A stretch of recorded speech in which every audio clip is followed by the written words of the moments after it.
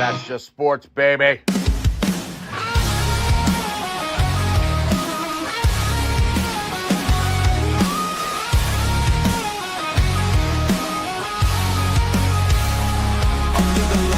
Crowd goes wild. Strawberry ice, bringing fire and style. Reds, Bengals, Bearcats, all in my zone. This is my stage, my mic, my throne. Boom, like a hammer, I'm breaking the game. Strawberry ice, you're gonna know my name. Sports Talk Thunder, hear the podcast roar. Cincy's line is kicking down the door. Step into the lane where the passion ignites. Talking sports all day and all night.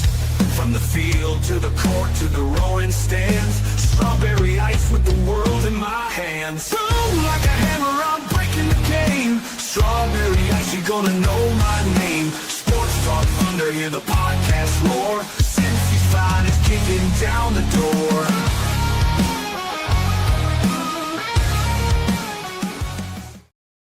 Guys, what's going on? Welcome to the show. This is Sports with Strawberry Ice. I'm your host, Iceman Jeff Trenopole.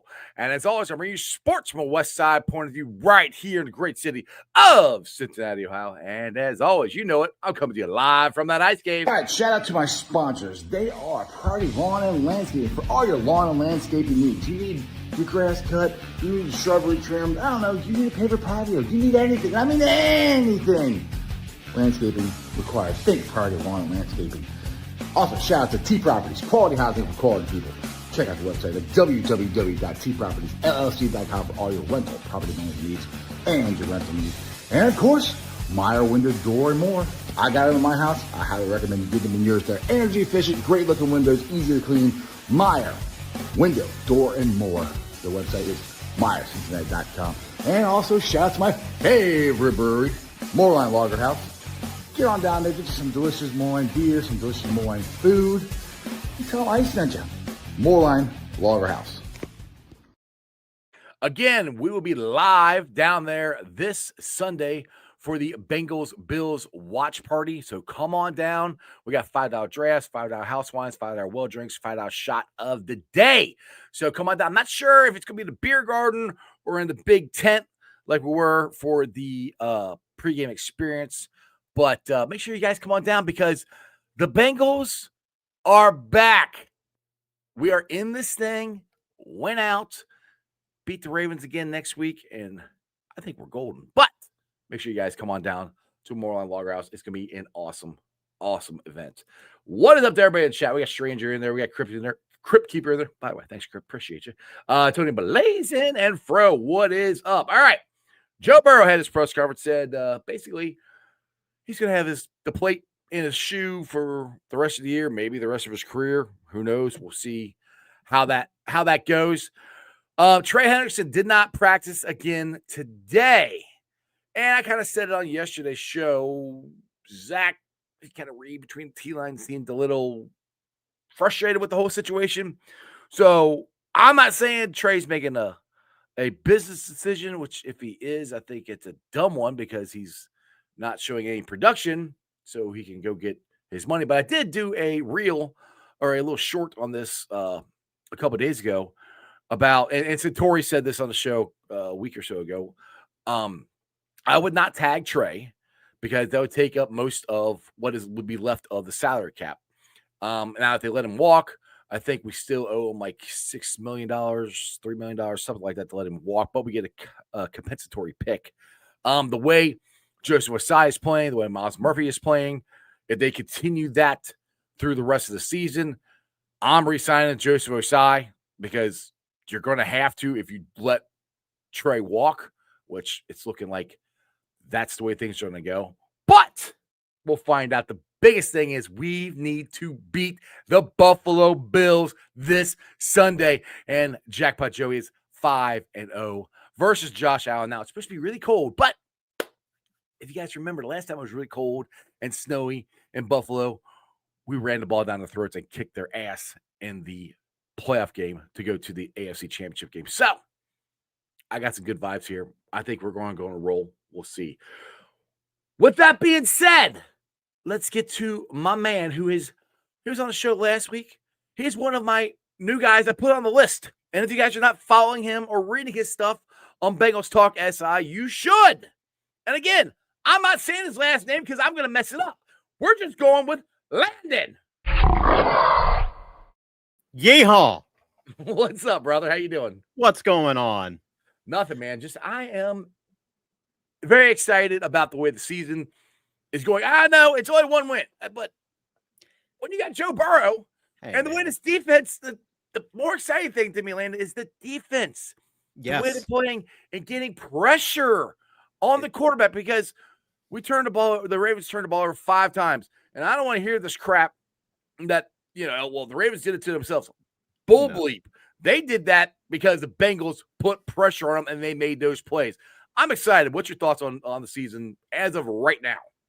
In my opinion, my thoughts on the season right now is I think it's still very much alive. I think everything is still in play here. I think that we're the best team in the North right now. I agree with that. We're the most healthy. We're the healthiest too.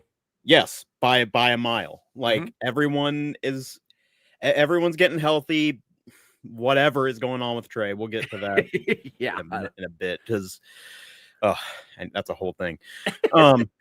Gosh, but you look around the AFC North, nobody took advantage of the fact that Joe Burrow was gone for months. Including the Bengals. And it wasn't the offense. Offense was doing fine. They got Joe Flacco in. He was trying. Like even with a bum shoulder. But it's in the past. It happened. Defense, they've strung together some good performances. They have. Like you look at, I understand what all happened in the second half of the Steelers game. I get it. Yak happened. Kenneth Gainwell apparently is Marshall Faulk. Apparently, I guess Dusty was. Yeah, and Mason Rudolph is apparently just in his prime Kurt Warner. But I get what happened there, but you started to kind of see some things kind of gel a little bit with Miles Murphy. And then, a bunch of things came down the pipeline for Geno Stone being criticized by as all get out. Well deserved. He's played better. And then that Patriots game hit. Boy, Geno Stone, I've never seen a better impression of Troy Polamalu in my life. Right. Like he was all over the field, just like being a heart and soul of the defense. You got Miles Murphy getting pressure each week, it seems like now. Joseph Osai getting pressure, who just had a breakout game against the Ravens. And Al Golden, it seems like he just is finding his footing now with this core group. And I think a key piece of it, getting Jalen Davis on the field. Yes. That he out of everybody you just said, he has surprised me the most. I mean, he was on the practice squad. He is reminding me of Mike Hilton. The size, exactly. The size, the speed, the tackling ability, and the thing is too, and I said this a couple weeks ago, why don't the Bengals start blitzing more? All of a sudden, Al Golden started blitzing, and he was one of the guys that was blitzing a lot, and I loved it. I mean, he was like, where the hell did he come from? It's crazy, and I think you have a guy in Jalen Davis who he was around all those teams. He was around the team that had, the Jesse Bates, the Von Bell, Mike Hilton, Chidobe Awuzie, who we should have re-signed on a 1-year deal. Yes. And then he was a part of all those teams, so he kind of has that mentality of someone who has been there, seen it, done it with this team.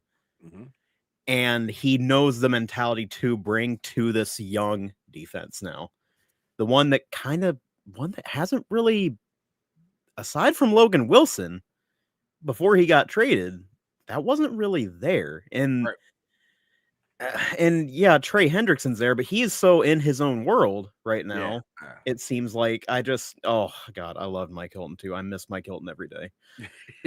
We all do, that man. Mike, if you're out there, I'm still waiting for you to come on my podcast, like you said you would. But anyway, I mean, hey, Mike, do it. It's fun. Exactly. It's a good time.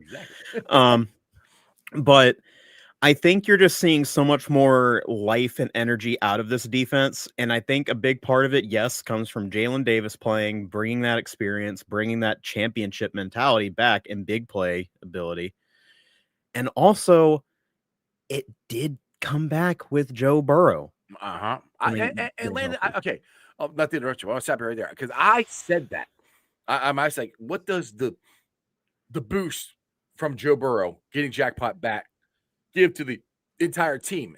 And I got so many comments. Well, the offense has been playing great without Joe, and he doesn't play defense. I'm like, how's that going to help? I was like, when you have a guy, and this is what I've said is, when you have a guy like Joe Burrow, who is top, in my opinion, top 2, top 3 quarterback in the league, working his butt off to come back from another injury to try to make it back for the season, which everybody else says, don't play Joe. This season's over. Forget it. Don't do it.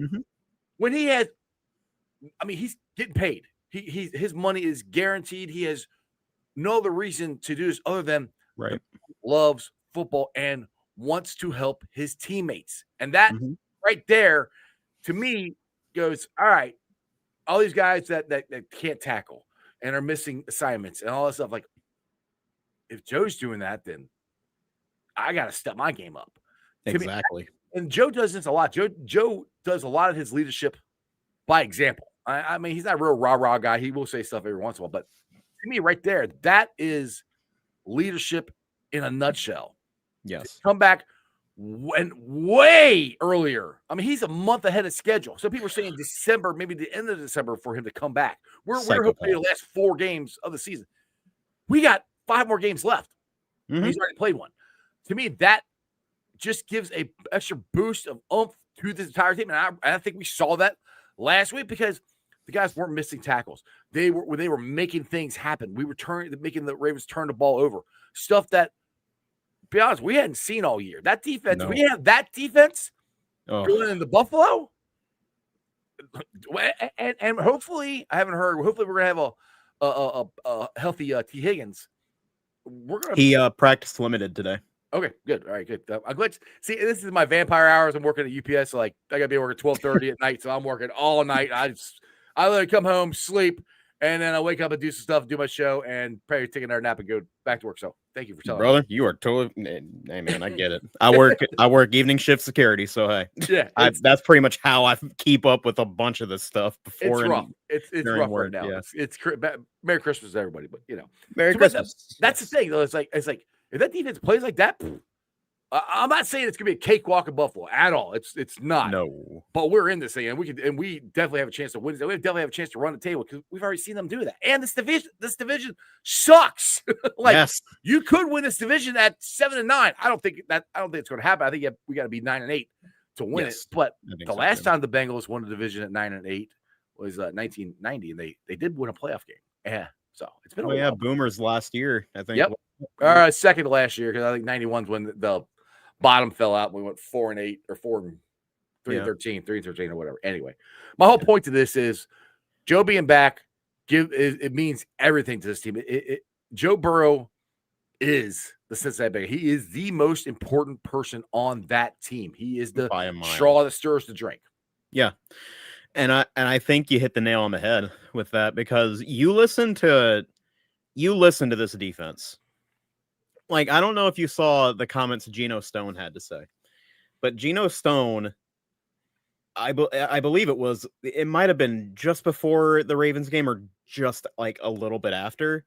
He was being interviewed, and he flat out said, in terms of like Joe Burrow's return, he said he was saying all this stuff like Joe is a madman, like he's someone who he's psycho, just absolutely loves, and he would run through a brick wall for. That is the effect right there. That's a right there with the defense. Exactly. Because think about what all was going on.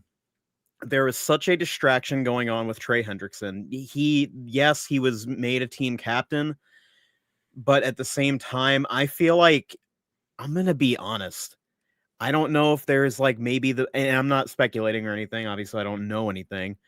I feel like maybe that created a little bit of a divide between him and some of the players on defense. I still think he's a great leader. I still think he's a phenomenal athlete. a heart and soul of the defense. He is. Right. But I think you take Trey away, and then think about this too. We have not seen the defense yet play as bad as the defense has been most of the season. We have not seen them have a game like that when Joe Burrow is playing. Right. We've not seen it. They played well in Cleveland, which isn't hard to do. Yeah, but against Jacksonville, yeah, there were some cracks in the foundation. It was the whole Jacksonville like scored on their very first drive. That was the biggest thing maybe that was there. But they were still making like the key takeaways, right? Right. Big plays by Jordan Battle, DJ Turner, and they were giving the offense chances, much like they did in Baltimore, which, oh man, what a game. But I think when Joe got hurt, it just deflated the entire team so much. We had that situation in Minnesota. We turned the ball over like 5 times? Like 5 times. Jamar fumbles, which he never does. No, that never happened. The whole offense just looked awful for weeks with Jake Browning, and it had everyone just ready to abandon ship. I think some people did.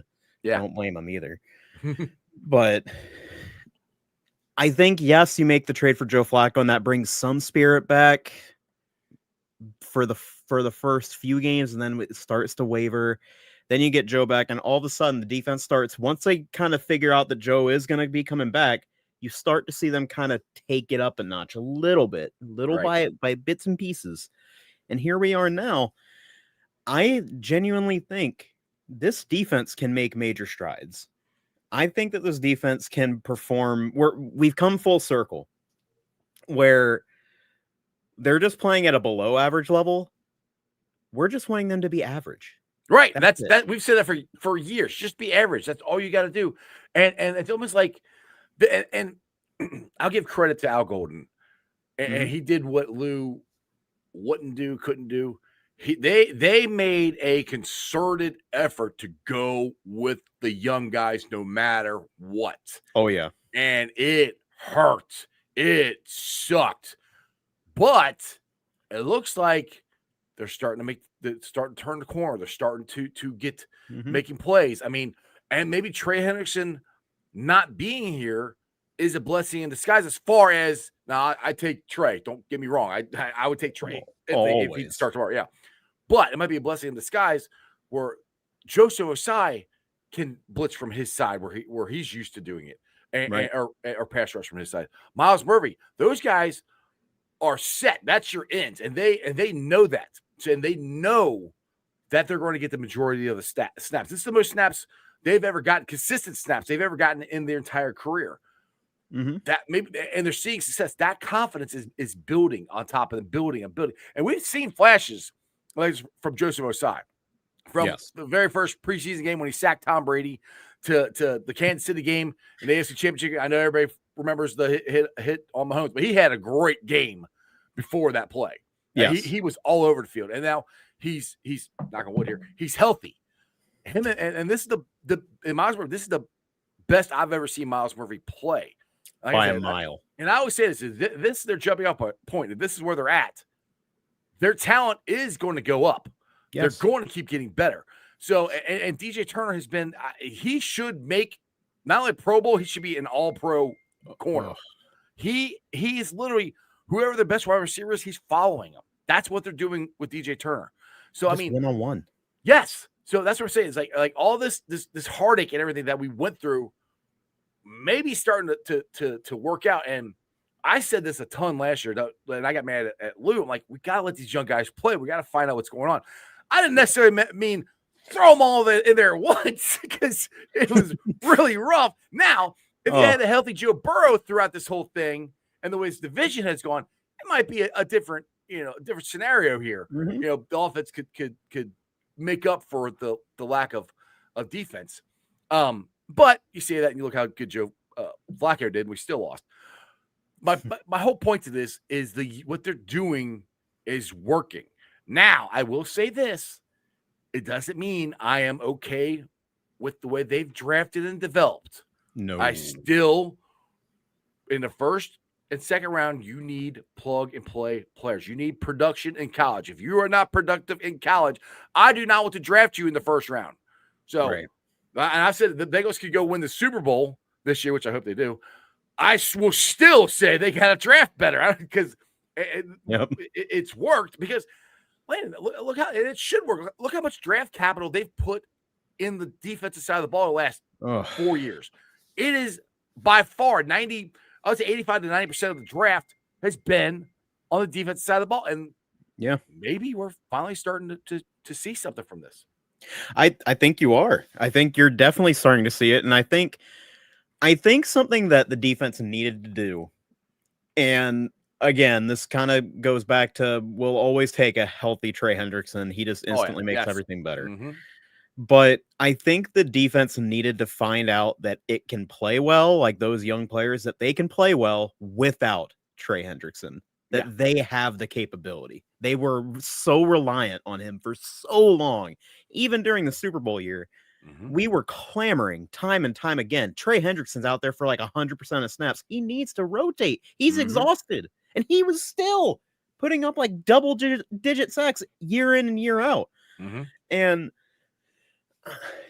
I think that they're seeing now that they can actually get production from their young players, that these young players can produce and play effectively without having to just, okay, regardless of if I get there, Trey is going to get there. Right. No. I need to dial in, and no matter what, I'll get there. Like you're seeing that from guys like a Miles Murphy, who I think is starting to really, honestly, yes, he's taking a step as a productive football player.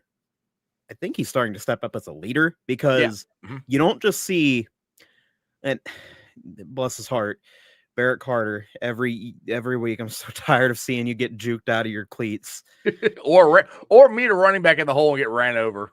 Yeah, like bless your heart, buddy. You're trying. He's trying. Like, he's trying. Learning curve, 4th round rookie. Hey, sure. and he's got the dot on his helmet too, so he's got a lot. And he did make a lot of tackles. This past game. So you know what? Baby steps. He's getting better. Both linebackers, I think, are getting better.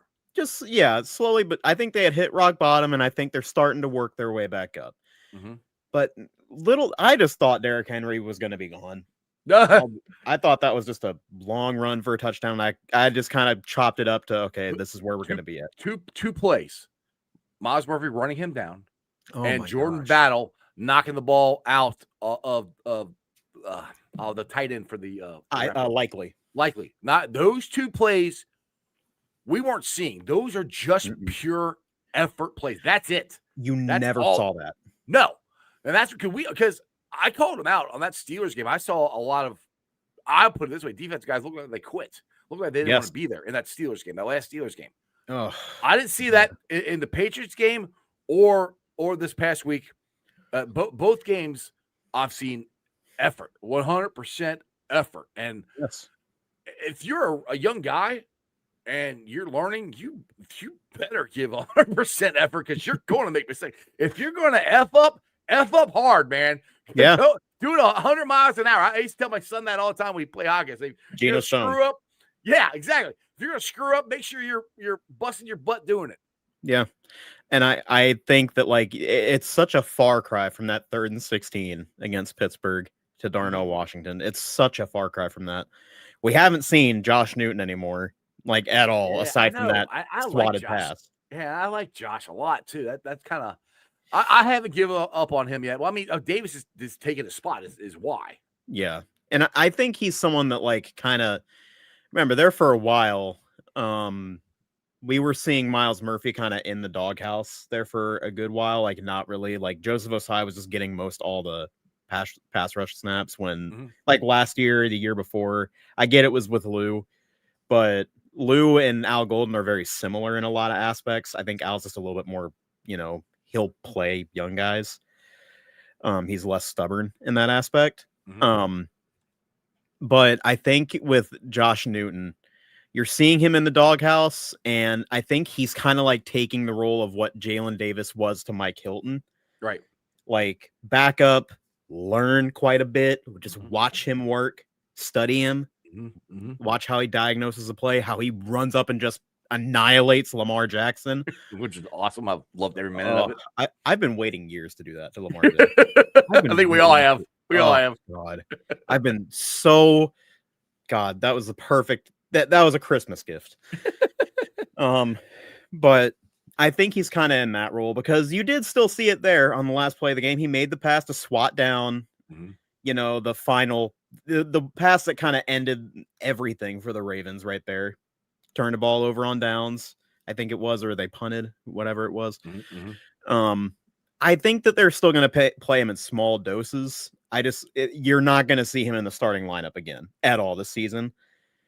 And I just think that overall the defense has just realized that they can make dominant plays, and something I'm excited to see.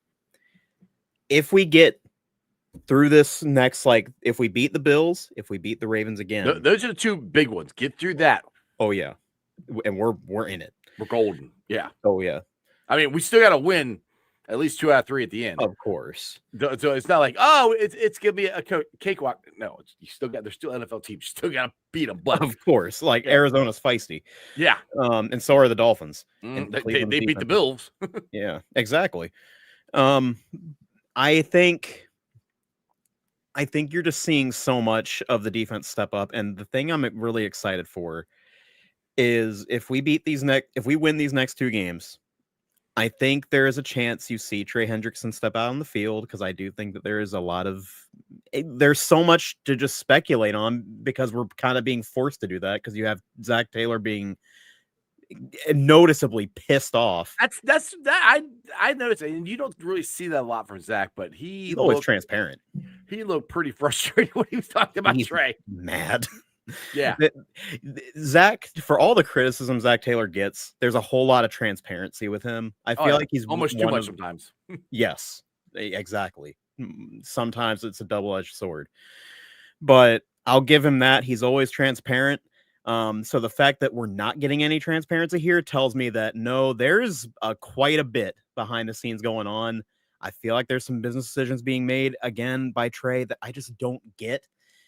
Much like, dude, you kind of screwed yourself over when you signed the 1-year extension a few years ago. Thank you. That's all right. So we can get into this now that you brought that up. I've said this a million times.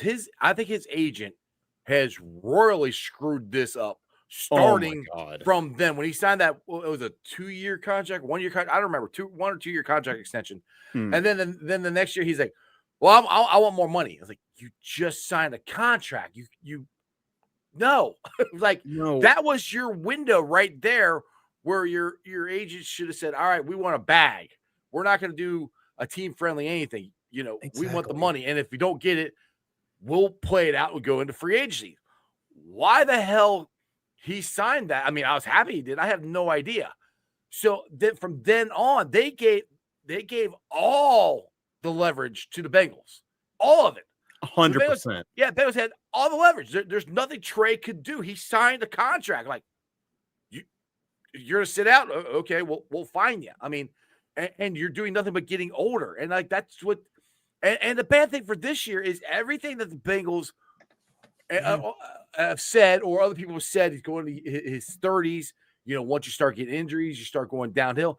And that's what I don't get. Like, I don't know how hurt he is. They say. I've heard a back. I've heard a hip. I'm saying a sports hernia. Everything in the book. Yeah. If it's sports hernia, most likely have to have surgery at some time. All right. Well, if you don't play the rest of this season, you're not getting anywhere close to the money. I say deserve. I think Trey deserves this money. Of course he does. And the thing is, like going back to when you said they made Trey a captain, it's almost like they were. Because Katie Blackburn said, I'm not going to say that's what he wanted. Right. So Katie Blackburn said, he should have taken the money that they offered him. He said he wanted to be a team captain when he's sitting out, which is kind of hard to be a team captain or team leader when you're not even at practice. So that's kind of weird. So then they're like, all right, we'll give you this much money to add on to this year to at least make you happy, trying to get him to come in, because they weren't willing to pay him what he wanted because they're worried about exactly what's happening this year. He's 30, he's getting hurt. And his production's gone down. And so they did all this stuff to help. They gave him what he wanted. They gave him more money this year. They gave him the long-term contract, but they gave him just about everything that he wanted except for the long-term. They gave him more money. They made him team captain. And now it's like, all right, if you want to be a team captain and a leader, and I'm not saying he's not hurt. I don't know. Exactly. No. It looks fishy because there's a rat. He came back within a week trying to come back from that hip or back or sports hernia, whatever it was, and he re-aggravated it. The Trey Hendrickson that I've seen for the last 5 years with the Bengals, I've seen him on the sideline, on the ground, in pain, and he'll miss a play or two and come back and play. If he doesn't play, which I don't think he's playing, this will be his 5th game he's missed. Yeah. There's something doesn't add up there to me. No. Something, I don't know what it is, but there's something going on. It goes to what, we had talked about Zach's reaction to it. Now you're saying something for the show that you were listening to, the Growler podcast. Yeah, I was listening to the Growler podcast, and it was just a funny segment. The title of their segment called "The Trays of Our Lives." The weekly Trey Hendrickson drama every single week that we're all sick of, but it keeps on coming back up. Of course he's not playing this week. No, yeah, I'll be shocked if Trey Hendrickson. I will be genuinely stunned if Trey Hendrickson comes back next week as well. I think it's going to take winning these next 2 games for him to even come back. The best chance for Trey to get the deal that he wanted was just before when they were apparently negotiating that 1-year deal. Mm-hmm. That was his best window to get it because he wasn't 30 yet. He was still way in his prime. I think the Bengals would have actually listened and tried to make that deal happen.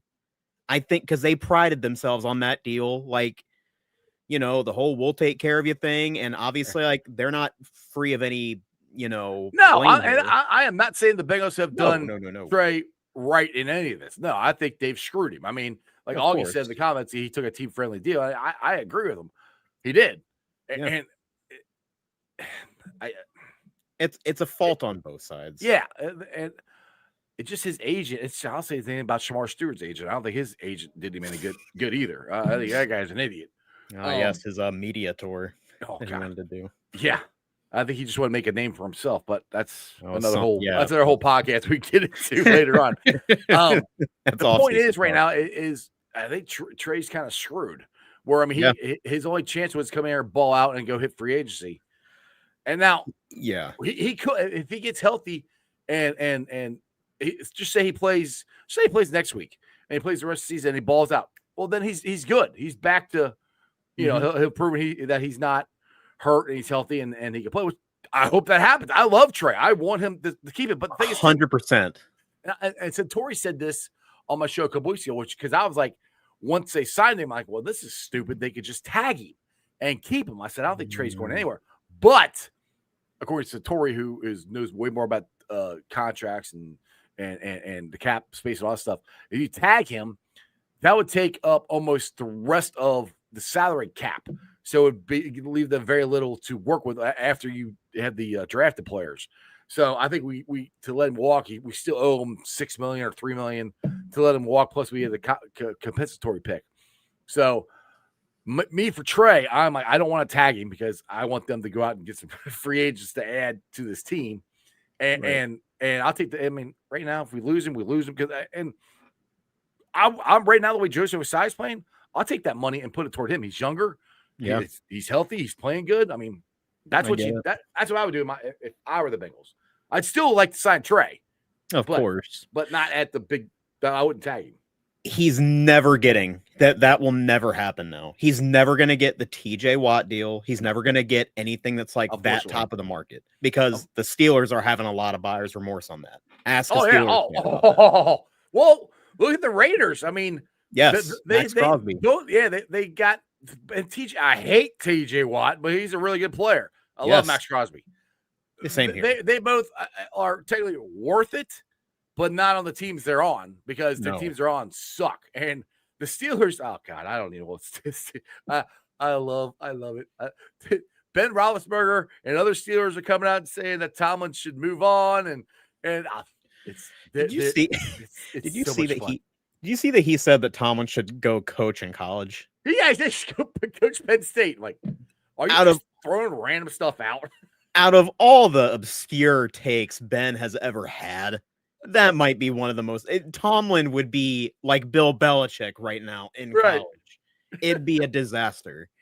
Like, no, that's never going to happen. I think honestly, like what Trey can only look forward to now in any sort of extension would be something kind of to the effect of like what Andrew Van Ginkel got with the Vikings. You know, damn good pay raise, a pretty good, like, you know, future, you know, you'd be taken care of, but not top of the market because, you know, Van Ginkel, I think, is also like 30. I think he's also in his 30s. He's still solid, but you kind of never know, like, when is that cliff going to hit? Right. When is it? Because it Father Time's undefeated, and it always will be. Unless you're Tom Brady. Or Joe Flacco or Aaron Rodgers. Yeah, or Joe Flacco, Aaron Rodgers. Cameron Wake was another one, apparently. But I just think he's never going to get that type of deal that he wants. Not at this rate. And I think he's making a horrible business decision now because you kind of got something in that neighborhood, at least, of like what, like at least for a year of like that Max Crosby, you know, something in that realm. You're kind of like giving that up now. And I get it. It's the longevity. And I think the reason that you saw Trey be like more willing to get out on the field even when he was hurt, and we saw it in that Titans game in 2021, the divisional round. He got hurt. We're all scared, terrified because like who is out? Sam Hubbard. Yeah. And I love Sam Hubbard. Me too. But he was declining. Yeah, he was declining. Like that was probably 2022 was probably the last. And he was never the pass rusher that Trey was. No, he was a run stuffer. But you even saw like back then Hendrickson would get out back on the field and in obvious pain, but he was making plays still. And I think a lot of that had to do with the fact that he still had that long-term security. He was still in Cincinnati for at least a few more years. Right. You know, they were, I guess, starting to open up contract talks at that point about that ended up with that 1-year deal that screwed him over in the end. Yeah. I think that's always been the obvious sticking point with him. And it's gonna be, and this is obviously headed towards, at this point, it's headed towards a nasty divorce. Unfortunately, I think so. Yeah, and I hate it because he's the best free agent signing in franchise history. Ever. And again, this is no shade. We're just talking to what's going on here. And like, I love Trey. I do. Yeah. I wish they had signed him to a long-term extension instead of him taking that team-friendly deal. And the thing is, like, I was shocked by that too. That they did sign him because I thought the Bengals drafted Miles Murphy to replace him, is what I was thinking. It felt like what happened with Jesse Bates and Dax Hill. Exactly. Now Dax Hill is a cornerback now, so that didn't work at all. Well, now Jim here says, okay, so on the defense, who do you guys see leaving next year? Geno Stone, Cam Taylor-Britt?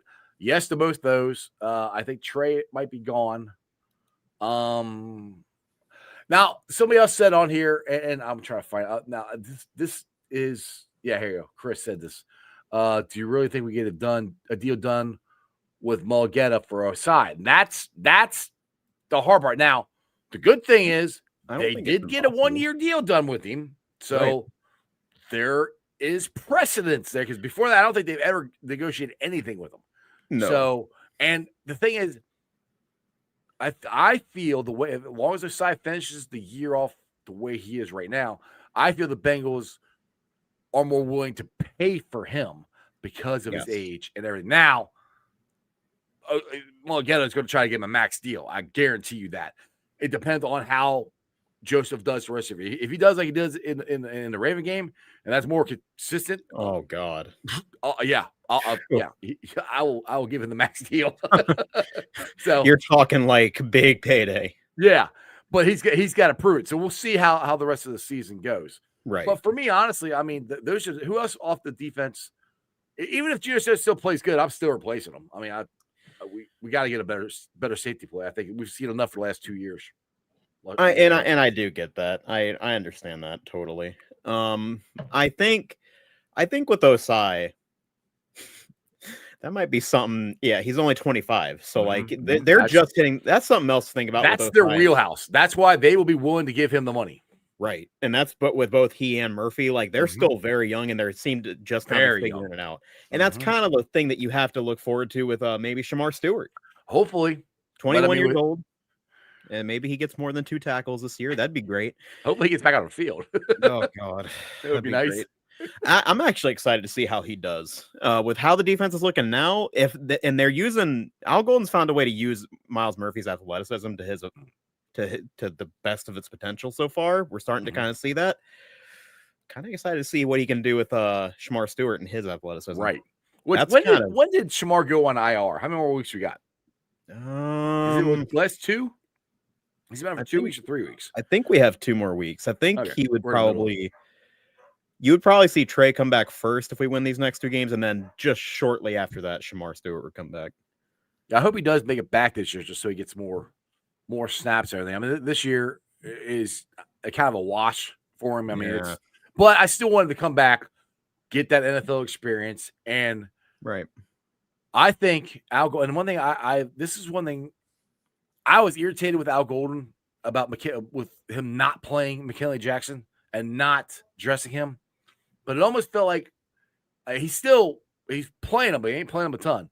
He's like spoon feeding him. He's like dangling the little carrot out there. All right, you got to do this. Whatever McKinley Jackson wasn't doing, he's dangling carrots out there. All right, you do this. All right, then you play some more. It's like he's not just throwing him out there. He's got a certain plan that he wants him to do, and he thinks it is the best way to get the most production out of him. Now, I thought he's pretty productive last year. The couple snaps he's gotten this year, I think in the last 2 games, I'm like, all right. He's back. He's shown flashes. So hopefully, and this is the one thing that Al Golden was here for. His biggest thing is get more developing young players. That's what he's known for. So this is what he's doing. And knock on wood, we're starting to see it. And I'm a huge McKinley Jackson fan. I like to see some more production out of Chris Jenkins. It's still kind of yeah. I think I think you'll start to see more of a rotation a little bit because I think he and TJ Slayton just complement each other so well. And I think TJ Slayton, like you're talking McKinley Jackson and TJ Slayton, right? Right. Yeah. I think they've just complemented each other so well, and they're a big reason why the defense has improved. But the run defense has gotten better. Yes. I think back to like kind of who I could see being extended on the defense or not coming back. Right. If Geno Stone does continue to play well, I could maybe see a 1-year extension. See, me personally, I'm like no, but which I can totally get. I'm also just looking for validation of the jersey. But they kept him at a lower cost this year and didn't replace him or didn't even draft anybody. Didn't even address the situation. I can see that happening. Me personally, I'm like, you're gone. Let's go get somebody else. But I think likely Geno Stone is gone. I just think if he continues to play how he has these last 2 weeks, then I think you have the conversation. But I think in all likelihood, he's probably gone. Cam Taylor-Britt. I love him. I've met his parents. His parents are awesome. I don't see him unless, well, I'll put it this way. I can see them maybe bringing him back and trying him out as safety. I could see that. I think that you could see him maybe like 1-year Joseph Osai type of deal. Oh yeah, he's not getting. Yeah, I think that's with any team he goes to. He's not getting more than a 1-year deal. He's going to get a proven deal. Yeah. But I think you would kind of see that, and I think if they had that chance to get him back for something like that at like the cornerback rate 1-year deal, I could see them doing that. They didn't sign Cheeto last year, and they could have. I don't know what he signed with Baltimore, but I don't think it was that big of money.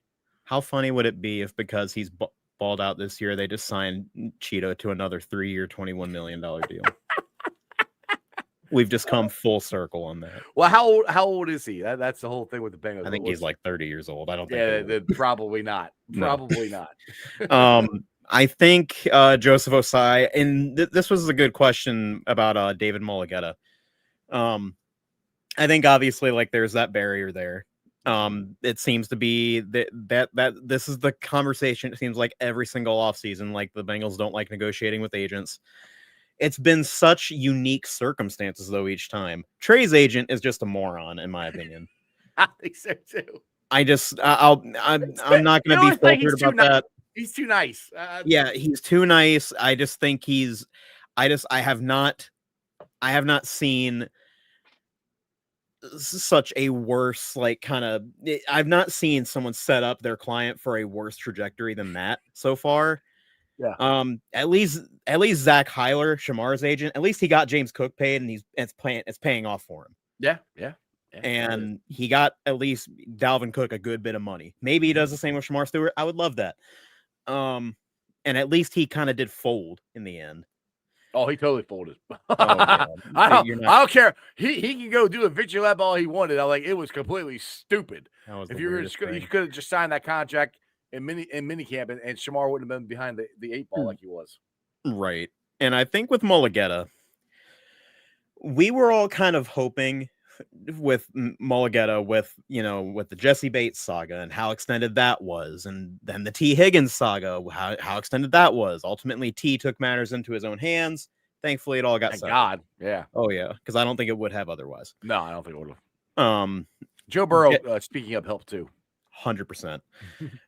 And I think both sides needed something to kind of open up some type of dialogue. Wing, I hope you are right.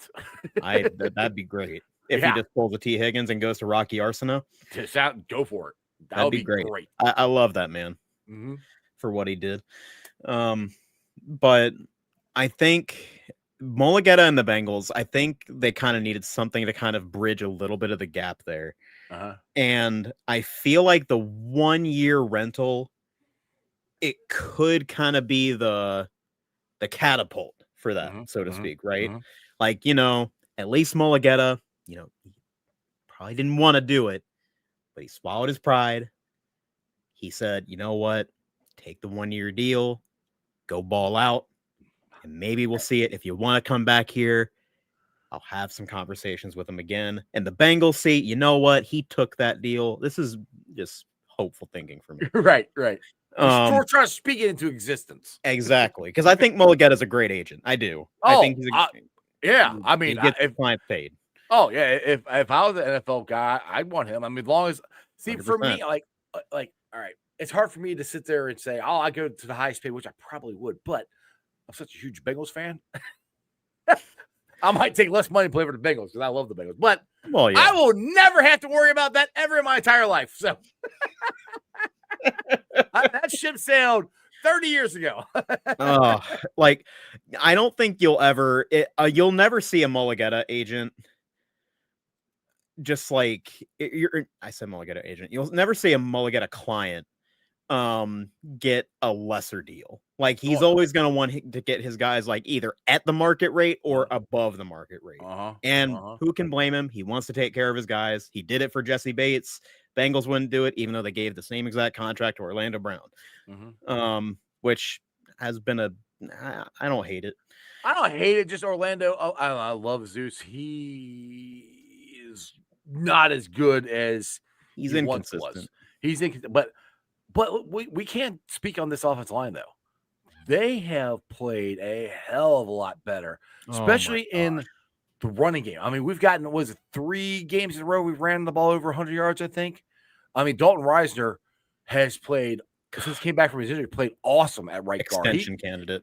Yeah. Absolutely. He's 2-year deal. Been a way better run blocker than he was ever a pass blocker. I mean, he was always coming in as a really good pass blocker, not a run blocker. He's done really good at run blocking. That's the most surprising thing. Yes. Like, we're getting above average play at each level from Reisner. Right. Like, he's been who he is as a pass blocker, phenomenal. pass blocker. The best that we've seen at right guard, even above Alex Kappa in his good years here. I like Alex Kappa too, but let's be real. He got hurt. He got hurt and wasn't the same. That's what happened to Alex Kappa. It was after they were forced to play their starters in that Ravens game. Right. He got injured there and was never the same. So thank you, NFL. Yeah, exactly. But I think like you've seen such great offensive line play. Dylan Fairchild, his ceiling is astronomical. Oh yeah. He's playing like obviously he's a rookie, so he's going to go through growing pains, but he's just, the ceiling is so high there. Like, I also like Jalen Rivers. I'm still not out on him. Neither am I. I think. What I've said, I'm bringing Reisner back, but I'm saying you got to fight it out with Rivers. I'm giving Rivers a shot. I would honestly sign Reisner to a 2-year deal. I would, minimum. I think that's the thing, is like, he's older. How much longer does he want to play? Like, he's around. I think he's 30 years old, so that's why I'm saying like 2-year deal. Like maybe sign him to a 2-year deal, and I think that's a very unique case, because I think you could get Dalton Reisner at a reasonable price. Oh, absolutely. You got 2 years, and the thing is, you got Rivers. So just say you have Reisner on a 2-year deal. He doesn't mean he has to start. You know, if Rivers is developing and playing better, then you got Dalton Reisner on your bench who can play left and right guard. I mean, I think all those weird rumors about him not being a good locker room guy can be safely, like, those are put to bed. Yeah, pathetic. Yeah, to start with, I think he's been fantastic, and I think like those early season struggles, like he had only been in town for like 10 days. Like, that he hadn't done anything. He hadn't even played football. Exactly. Like that's what I'm saying. I want to see him. There's a difference from working out and being in shape and being in football shape. There's like total difference. The only way you get in football shape is to play football. Conditioning. Yeah. Football conditioning and practice, all of that, and play games. As for, I think that you need to sign Reisner long term. Lucas Patrick can walk. You don't need him. No. Yeah, that's someone else who doesn't need to come back. Fairchild, I think at this point, he's gotten the experience. He's your long-term starter at left guard. Bring Ted Karras back for another year. He's proven he can still play at a high level. We got two centers on our backup and on practice squad. One of them is going to replace Ted whenever they decide to play Matt Lee. Yeah. At all. Like, I just they're wasting that opportunity, in my opinion. But I think Mims is taking steps in the right direction. Absolutely. He's just looked like a stalwart. He packaged TJ Watt up on primetime a few weeks ago. So I got a question for you. All right. So we're getting close to the hour mark here, but I brought this up to Dale from Bengals and Brews. Yeah. So we talk about Orlando Brown. He's got, I think next year is his last year of his contract. Most likely the Bengals are going to pick lower in the draft. I doubt there's going to be a stud left tackle that they can get. Right. This is my thought process. Next year, and it'd be a big thing to do, and Mims would have to be willing to do it, but he's never played left tackle before. Would you maybe next year switch him in Orlando? Orlando's played right. Now I know Orlando wants to be a left tackle, but they just made Jonah Williams switch not that long ago. It'd be Zeus's last year, and you switch him and see if Mims can develop into that left tackle, that athletic ability, that size, that quickness, because we do not have anybody to replace Zeus. We don't have that. To me, I'm like unless a left tackle drops out of the sky somewhere in the draft, I don't think we're getting one. No, I don't think that you are either. Fairchild ain't moving out to left tackle. He ain't big enough. No. Yeah. He doesn't. No, he wouldn't impress me there. I don't think so. I would keep Mims if it were me. I would keep Mims at right tackle. I think he's just played that. He's played that position forever. Right. I think he could do it. I think he very well could. It's just a matter of like, do you want to start? I wouldn't be opposed to it in like an emergency situation. Right. Like, say Orlando Brown goes down with an injury even this year. Do you move Mims out there for something like temporarily or like next year, something like that? Well, my point to this whole thing is this offseason, they need to start addressing that. Oh, yes. Because Zeus 100%. next year is his last year of his deal. I'll So just put and Cody Ford there. Huh? I'll just put Cody Ford there. Oh God. Please God, no. He's done. Hey, Cody Ford has played really good when he's getting shots. And Cody Ford, I think, is a good backup. I do not want him starting, especially at left tackle. But they gotta address that somehow this offseason. At least get a guy that they might be able to develop in a year to replace him. That's something they need to start thinking about. Something to their benefit, I think, or I guess more so to our benefit, is this front office. They've not been shy about paying left tackles. No, they're not shy about paying players. That's the whole cheap narrative I hate, because they actually cost themselves more money with Jamar and T. Right. That's another whole other story. This whole thing of them being cheap. It's like they're not cheap. They're not always smart with their money. I'll say that. But go ahead. Sorry. No, you're good. I just think that they don't like paying interior offensive linemen. That's the biggest hang up. They don't. And when it comes to tackles, that's why I'm not worried about like when they'll have to pay Mims. I think they'll do that in a heartbeat. Oh yeah. But in terms of like who a good replacement for Orlando Brown could be in a few years, because I don't think that if I had to bet now, see, like it is a good one. Regardless of the fact, like he's been better than Jonah Williams. Yeah. Oh, he's been. I think he's been good. He hasn't been He hasn't been the All-Pro, Pro Bowl player that I thought he was going to be when he he's been the floor of what you want there. Yeah. He's been the exact floor of what you want there. So I think at most you can maybe see them like extending him for a year, if that. And that's the thing, they might have to if they have anybody. Right. And again, well, how old is he? With the Bengals, because they should have extended Witt, and they didn't. No, I think we were replacing with the swinging gate Obuehi. That's what started this whole decade-long phenomenon. And the thing is, right now, I like our offensive line. Yes, I like it a lot. It's been great. Yes, lately. Yes. Like I think Orlando Brown gives you a solid floor. I think he's a good leader along that unit. I think he has been the right person to help Amarius Mims develop. Mm-hmm. Obviously, can't show him all the athletic abilities because let's be real, Orlando Brown, I might be more athletic than he is. Maybe. Like we'll see. That either way. But I think he's been perfect for like teaching Mims and like, teaching him leadership and technique and like mentoring along that offensive line. I think at the end of the day, it is about that floor of what you want at the position. You don't want another Cedric Ogbuehi. That scarred them. That I can promise you that scarred. It should have. I mean, it took him till Orlando Brown to actually get somebody who's steady there. Well, exactly. And I think with them, because this is the ultimate thing that kind of nipped things in the bud for them. Remember how the thing with Jamar and T was they were not going to let the same thing that happened with Marvin Jones and Mohamed Sanu happen again. They were not letting that happen. Right.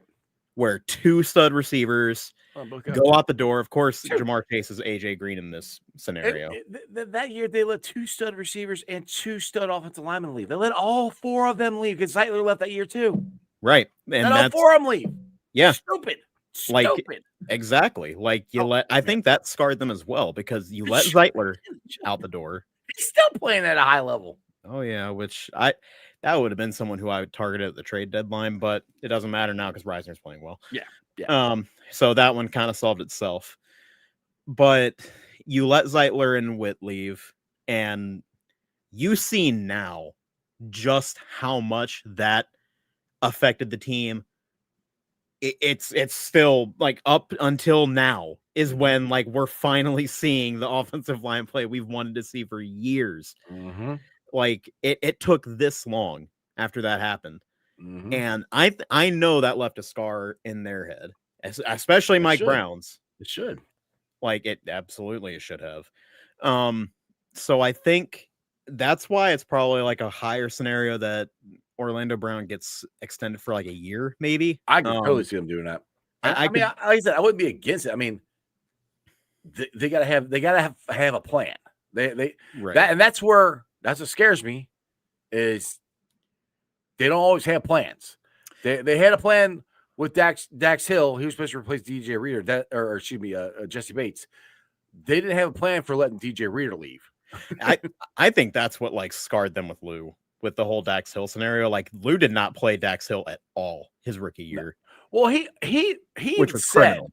Lou said before Bell and Bates left, he said it would be a dark day if we lose both of them, and he lost both of them. Right. And I think that you should have exposed Dax Hill. Pissed him off, and he's like, "Screw it, I ain't playing Dax." Like, dude, you gotta try. That was something where Lou royally screwed up at, because I think if Dax Hill had been played with those guys, with Jesse Bates, even in like 3 safety sets, think about who he's learning from. Jesse Bates right here. Yeah, like he did the year before when we went to Super Bowl. He did that so many times. I'm like, that's perfect. Put Dax Hill in the 367. Nope. Yeah, but it would have been great, and that's where he screwed up there. And I think, all right, I got a scenario for you. All right, we got. All right. Think about what we were doing last year, right? Say Bengals take a lineman in the first round the year before Orlando Brown's contract expires. Well, I guess like say they sign him to a 1-year extension. You have him on the 1-year deal, and now you bring in a rookie offensive lineman. It's kind of in the same way that you did Trent Brown last year and Amarius Mims. Yeah. Would you do that? I would. I would. Oh, definitely. I would. I thought they attacked that perfectly. That I will give them credit for that. They did that great. Now Trent Brown got hurt, and Mims had to go. Didn't work out in the end. Yeah, like, but I mean the plan. I love the plan. I had absolutely no problem with that whatsoever. Right. Now the thing is, like I said, we're gonna be drafting lower. We're gonna draft 32nd because we're gonna win the Super Bowl. Yes. till it's not feasible. We can right, believe exactly. But just drafting lower in the draft in general, it's gonna be hard to get a left tackle there. They're usually gone by then. So I know Paris Johnson's going to be a free agent here the year that Orlando Brown's contract expires, but I don't think that Arizona's going to let him go. Probably not. Imagine that happening though. I know. I'm letting an All-Pro left tackle Hall of Famer just walk out the door. Wow, that's weird. I can't believe anybody would do that. Couldn't be me. No, we wouldn't do that. No, Bengals never. And then he goes on to beat us in the Super Bowl. Yeah. All right. There's that for old a depressing note. That's where we can end the show on that one. Landon, I appreciate it. Make sure you plug yourself, tell everybody where they can follow you, your articles, all that stuff you got going on Bengals Talk SI with James Rapine. Yes, sir. You can follow me over on Twitter, Landon_Belote on Twitter. You can find me on Bengals Talk SI. Yeah, I heard you. Hey, man, I'm waiting for the day that you pronounce it. Belote. I got Belote. It makes me laugh. I like it. Trust me, you're not the first one. Won't be the last. Hey, my last name's Trinipol, so I get called all kinds of stuff. So go ahead there, Mr. Belote. Keep going. But you can find me on Twitter, Instagram, Bengals Talk SI. There was an article posted just today about how Rich Eisen, he is very high on the Bengals. He's been saying it all year. He said, Yes, he is. The season's not over after Jake Browning started. Season's not over after Joe Flacco got acquired. And then he's like big on season's not over now. I just posted an article detailing that whole thing. And it's a fun time. The national media is starting to catch on to what we're cooking here. Because they've seen it happen before. When you got, and you did an article on this, when you got Chris Canty, who oh boy, I can't stand, but he's kind of changed my heart a little bit. I'm like, okay, you're actually making some sense here for once in your entire life when you got him saying the Bengals got a shot. But people think I do all these reels and shorts and all this stuff and put this out there. I've gotten called crackhead, drunk, fat ass. I don't know. What are you smoking? I'm not the only one saying it. So, I mean, this is everyone. Yeah. This isn't even just people in Bengals sphere. Like, this is everyone on, like, big-time shows. Mina Kimes, Rich Eisen, Chris Canty, of all people. Exactly. Like, that's what I'm saying, dude. Like, it ain't just here. Like, everyone sees the path. Everyone knows Lamar Jackson's hurting. Pittsburgh Steelers are a dumpster fire. And the Cleveland Browns, well, they're banking on the Browns. They're banking on Shedeur Sanders to. Well, and they did just clear their other quarterback, who we will not name, for contact today in practice. Oh God, he's back. Oh, God. That's the one that just makes everyone want to vomit. Cringe. Exactly. All right. Landon Belote. I keep saying Landon Belote. Follow him on Bengals Talk SI. Yeah. Got a little catchy tune. When do you put your articles out? Is it daily, weekly? How many articles you put out? Weekly. I at least try to put out at least a player spotlight a week before each game. Normally try to do a lot of media coverage that's going around before that. Like we did just the article on Rich Eisen today that got posted, and then this week going to be doing another player spotlight on which player to really look out for in this upcoming Bills game. Let me tell you, it's someone on the defensive line. Ooh, I'm gonna have to read this one. I read a lot of your stuff. Landon, I appreciate it, brother. I will reach out again to get you back on the show, man. It's been fun. Always a pleasure, brother. Appreciate you. Who day. All right, guys. As always, I hope you enjoyed it as much as I did. Go check out Landon and all his articles. He does a great job there. Follow him on Twitter. He's fun to follow on there too. But as always, thanks for watching. I've been live streaming on YouTube, Facebook, X, Twitch, also Instagram. Hello, Instagram. You can follow me on all those, all the threads, and TikTok. And I have a Substack that I at least try to get at least one article out a week with working hours that I've been working here. They might be less, but do me a favor, go subscribe to my Substack. It's free. And I am 5 away, last time I checked, from 3,000 subscribers on YouTube, which is a huge mark for me. So I appreciate all you guys who've been here from the get-go. I appreciate you if you just jumped on here recently or middle. Anyway, if you subscribe and you watch what I do, pay attention to what I do and all this stuff, I appreciate the hell out of you guys. You guys are awesome. You guys are the reason I do this. It's so much fun. I have an absolute blast talking to you. Like I said, we don't always have to agree, but help me get to 5,000 or 3,000 subscribers. Tell your friends, tell your neighbors about sports with Strawberry Ice, and check out the podcast. Subscribe to that too. I'll be pulling off sound later on tonight, putting on the podcast. It's on BeanPod, Apple, iTunes, Spotify, Google, Stitcher Play, pretty much wherever you get your podcast. Do me a favor, listen to it, rate it, like it, review it, leave a comment and a 5-star review so more Cincinnati fans can find my podcast. All right, shout out to my sponsors. They are Priority Lawn and Landscaping for all your lawn and landscaping needs. You need your grass cut, you need your shrubbery trimmed, I don't know, you need a paper patio, you need anything, I mean anything. Landscaping requires. Think Priority Lawn and Landscaping. Also, shout out to T Properties, quality housing for quality people. Check out the website at www.tpropertiesllc.com for all your rental property management needs and your rental needs. And of course, Meyer Window, Door, and more. I got it in my house. I highly recommend you get them in yours. They're energy efficient, great looking windows, easy to clean. Meyer Window, Door, and more. Their website is MeyerCincinnati.com. And also, shout out to my favorite brewery, Moorline Lager House. Get on down there, get you some delicious Moorline beer, some delicious Moorline food. And tell them I sent you. Moorline Lager House. And as always, we'll be back there at Moorline Lager House this Sunday for the watch party. So come on down. Like I said, I'm not sure if it's going to be in the beer garden, which is normally in the beer garden. It might be in the big tent or in the Christian Kringle Market. We're still working on details of that, but come on down. Games at 1 o'clock. If you guys remember, at 1 o'clock, not 4 o'clock. So if you look at all the social media stuff on Moorline, it says 4 o'clock. The game's at 1. So they're working on changing all that. So come on down, more on Lager House. We got $5 drafts, $5 will drinks, $5 shots of the day. It's an absolute blast. Come on down. Let's get together as Bengals fans and have some freaking fun, because this next month, I think, is going to be an absolute blast. So come on down to the watch parties. Come on down to the tailgate, and let's root these Bengals on. We can do this. And, yeah, I said Super Bowl. The NFL does not want Joe Burrow in the playoffs. He goes to the playoffs. This Bengals team is going to make some noise. I guarantee you that. So, yeah, I looked ahead. We're winning. I think we're winning all of them. And, yeah, I'll say it. I speak it into existence. We're winning the rest of these.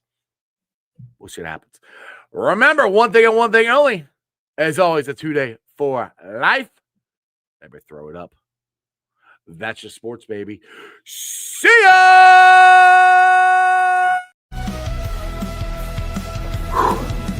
Another great show. You guys still here? The show's over. You can come back tomorrow. I'm out of here. See ya.